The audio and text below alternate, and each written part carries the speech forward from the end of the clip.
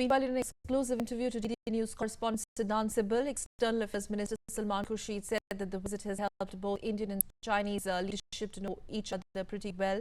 He added that better cooperation between both nations it will drive the global economy.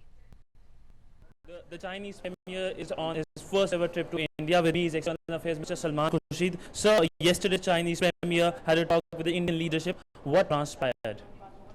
Well, he spoke about it today publicly, and he met with the press yesterday.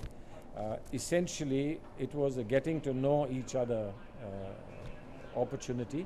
New leadership has taken over in China. We expect in the normal course their leadership remains for about 10 years, one generation. So for the next 10 years, who would be leading China, both in terms of President, Prime Minister and other ministers? This is an opportunity to get to know them, to get to feel their style, their priorities, how they like to work, and to see how we can match that. But there was content as well. There was content about economics, there was content about how we move forward on our historical border disagreement. There was content also about collaborating in international fora.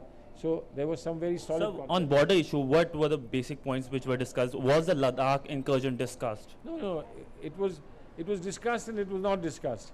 The principle was discussed. The issue specifically was not discussed because it was felt that issue is over, that we have resolved it.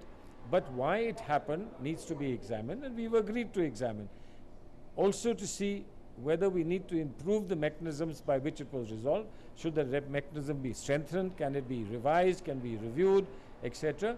That the Prime Minister had said categorically the special representatives will do. So on economics, trade deficit is a major area of concern. Did the Chinese leadership give any sort of commitment or assurance on? Yes, they said we'll address it, and they said let the commerce ministers meet right away and begin to address it. So last question, the Chinese leadership also called for a handshake across the Himalayas. So is it a new beginning? Didn't you see me shake the Prime Minister's hand and say, this is the handshake across the Himalayas?